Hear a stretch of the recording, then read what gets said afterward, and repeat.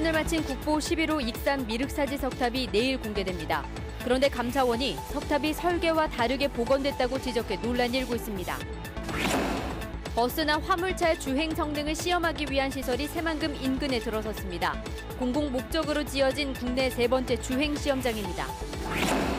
순창에 있는 건강장수연구소 체험 프로그램이 기업체 연수 코스로 인기를 얻고 있습니다. 지역 경제에도 적지 않은 도움이 되고 있습니다. 올해 전주 팔복예술공장에 새로 입주한 작가들이 자신들을 소개하는 작품전을 선보입니다. 작가들은 1년 동안 전주에 머물며 창작 활동을 이어갑니다.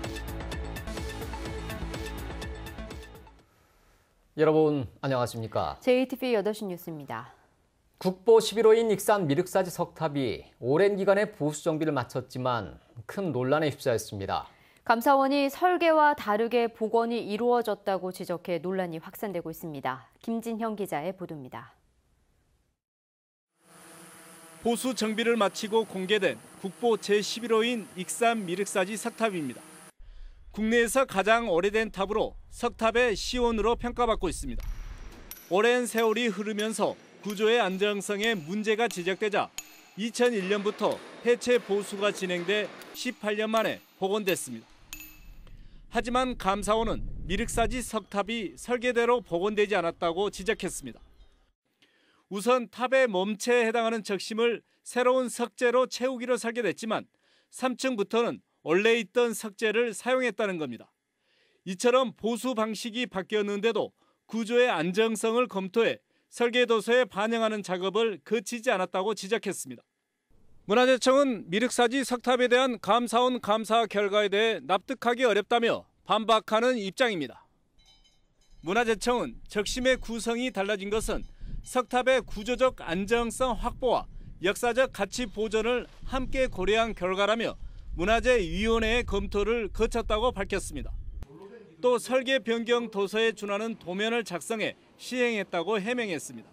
원래 있던 이 적심석들의 그 역사적인 가치 보존도 중요하기 때문에 가급적 재사용을 해주자 이런 의견들이 있어서 그렇게 좀 구성이 좀 달라지게 된 것입니다.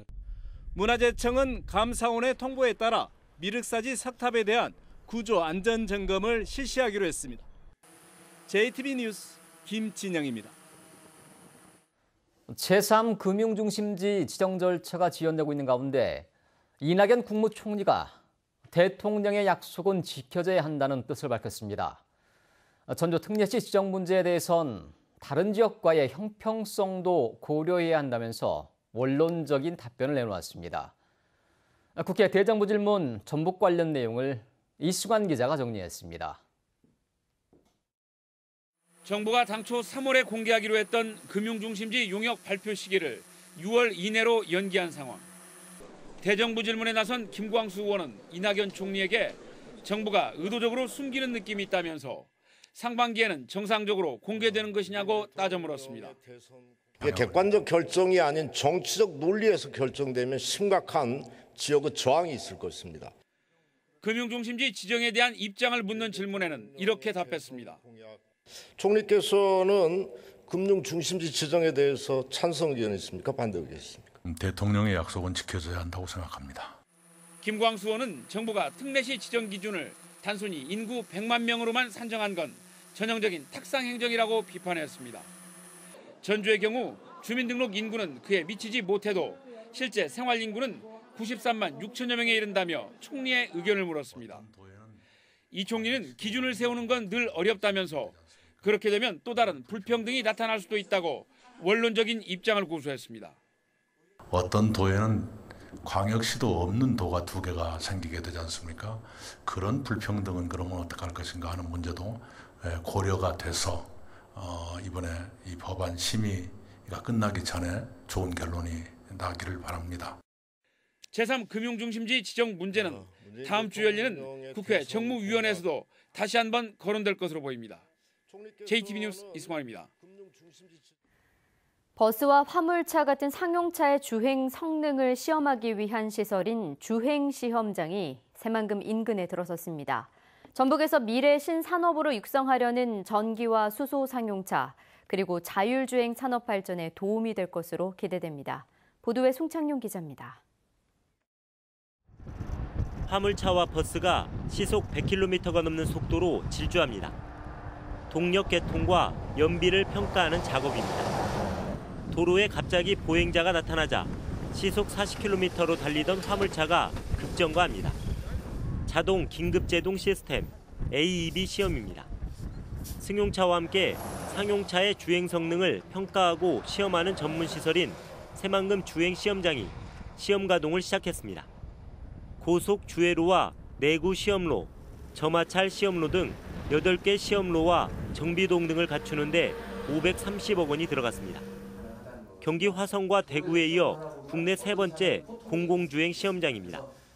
처음으로 모든 상용차에 대한 시험이 가능하도록 설계됐습니다.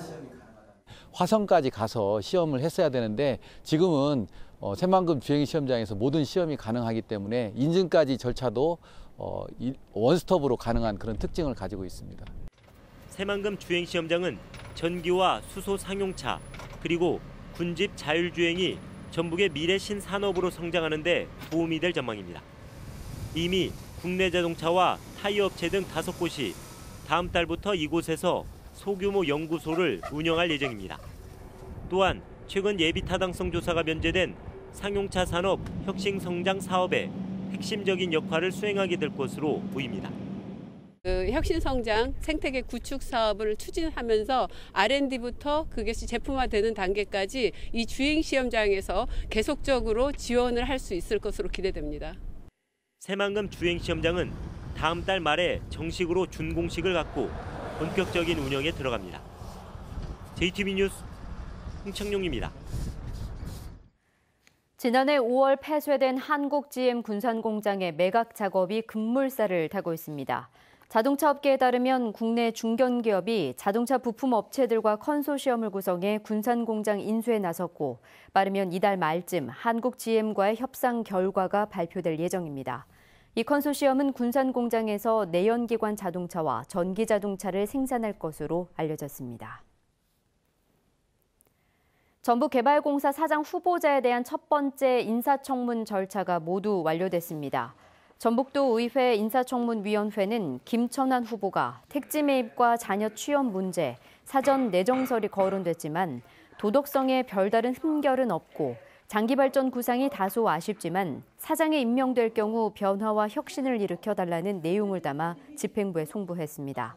하지만 일부 논란은 검증의 한계를 보였고 일부 의혹은 원론적인 재발 방지를 당부하는 수준에 그쳐 첫 번째 인사청문회에 쏠렸던 관심과 기대에는 미치지 못했다는 평가가 나오고 있습니다.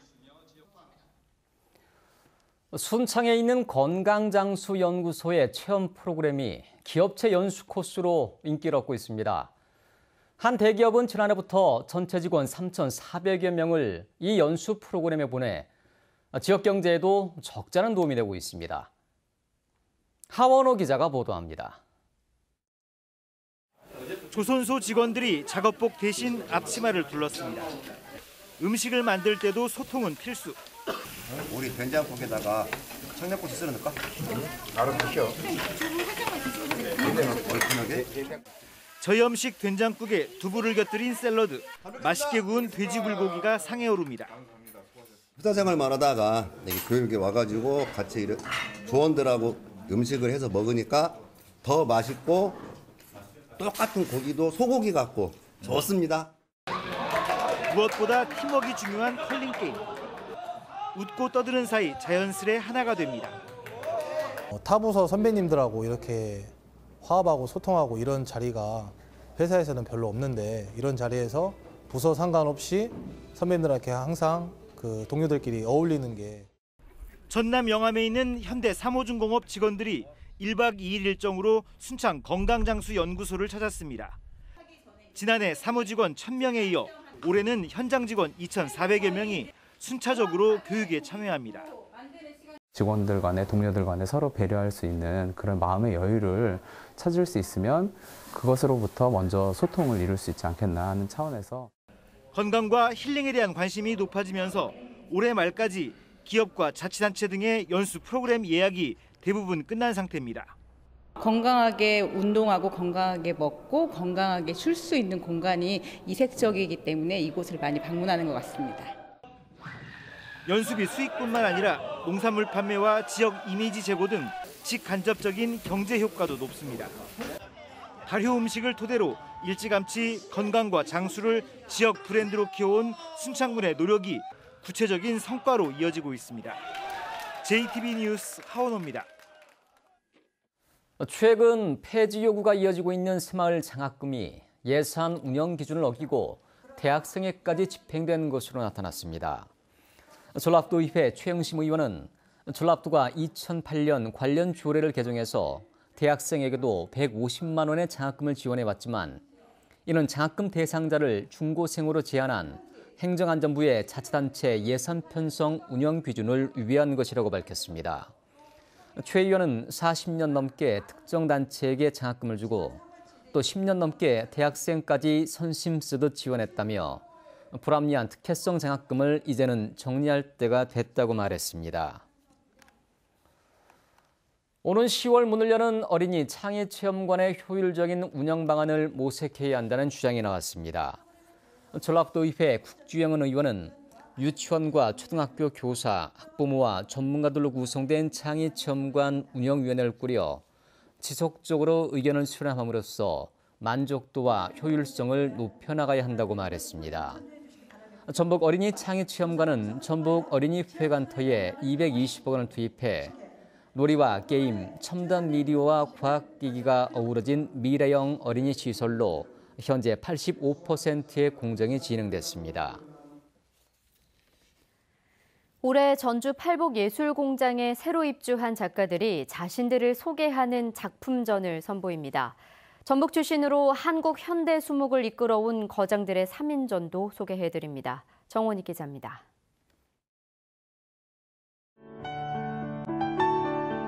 회화부터 드로잉, 그리고 설치 등 올해 팔복예술공장에 새로 둥지를 튼 작가 7명이 관객들과 첫 번째 만남을 갖습니다. 입주 공모에 도전한 국내외 작가 90여 명과의 치열한 경쟁 끝에 자리를 잡은 작가들입니다. 이들은 앞으로 1년 동안 전주에 머물며 주민들과 함께 호흡하는 창작 활동을 이어갈 예정입니다. 용기 내서 지원을 했거든요. 그런데 운 좋게도 붙어서 참으로 기쁘고 앞으로 여기에서의 생활이 기대가 참 많이 돼요. 새내기 작가다운 발칙한 상상력이 곳곳에서 번뜩입니다. 전북에 있는 대학의 미술학과에서 전공별로 뽑힌 대표 새내기 작가 12명이 한자리에 모였습니다. 전문 미술 작가로 도약하기 위한 신인들의 봄꽃 같은 순수와 열정을 감상할 수 있습니다. 한국 미술사 최초의 미술계의 집단 운동으로 평가되는 1980년대 수묵화 운동. 그 운동의 출발을 알린 수묵화 4인전의 중심 작가들이 다시 손을 잡았습니다. 전북 출신으로 한국 현대 수묵을 이끌어온 송수남, 김호석, 이철량 3명의 거장들이 3.1운동 100주년을 기념해 마련한 특별전이 관객들을 기다립니다. JTB 뉴스 정원익입니다. 상상고가 자사고 재지정 평가를 받기 위해 지난 5년간의 운영성과 보고서를 전북교육청에 제출했습니다.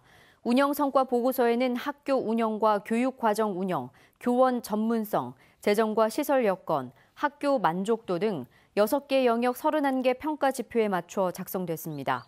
운영성과 보고서를 접수한 전북교육청은 조만간 평가위원회를 구성해 서류 심사와 현장 실사를 거쳐 오는 6월 자사고 재지정 여부를 결정합니다. 문재인 정부 들어 장 차관들의 출신 학교가 서울대, 연세대, 고려대를 의미하는 이른바 스카이캐슬이 더욱 공고해졌다는 비판이 제기됐습니다. 국회 김광수 의원은 장 차관급 가운데 지방대 출신은 13%로 박근혜 정부 때보다 1.7%포인트 늘었지만 서울대, 연세대, 고려대 출신은 62.7%로 4.3%포인트나 증가해 학벌주의가 더욱 심화됐다고 말했습니다. 김광수 의원은 청년들의 이탈로 지방이 사라질 위험이 커지고 있는 만큼 지방대학 육성과 지방대 출신 중용을 통해 지방의 경쟁력을 높이기 위한 정책을 펼쳐야 한다고 강조했습니다. 최용범 행정안전부 조직정책관이 신임 전라북도 행정부지사로 임명됐습니다. 최용범 신임 행정부지사는 남원 출신으로 전주고와 전북대학교를 나온 뒤 행정고시 합격해 행정안전부 지방공무원 과장과 지방행정연수원 기획부장 등을 역임했습니다. 오늘 오전 10시 반쯤 김제시 백구면의 한 콘크리트 구조물 제조 공장에서 불이 났습니다.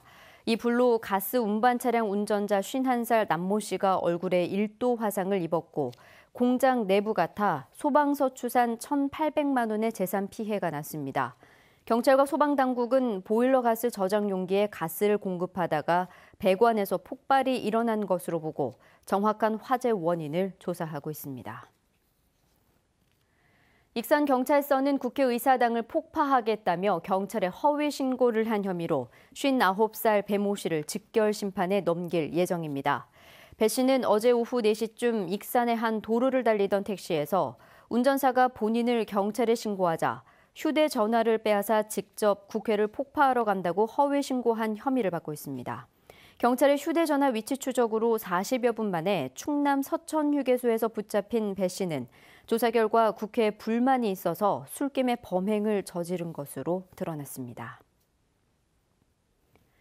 오늘은 종일 찬바람이 불면서 쌀쌀했습니다. 주말인 내일 아침도 꽃샘추위가 예상됩니다. 아침 최저기온은 장수 영하 5도, 전주 영하 1도 등 영하로 떨어지겠습니다. 한낮 기온은 10도를 밑돌며 오늘과 비슷하겠습니다. 오후부터 밤까지 동부 내륙에는 5mm 미만의 비나 1cm 안팎의 눈이 오겠습니다. 휴일은 대체로 맑은 가운데 여전히 쌀쌀하겠고 꽃샘추위는 다음 주 월요일부터 차차 누그러지겠습니다.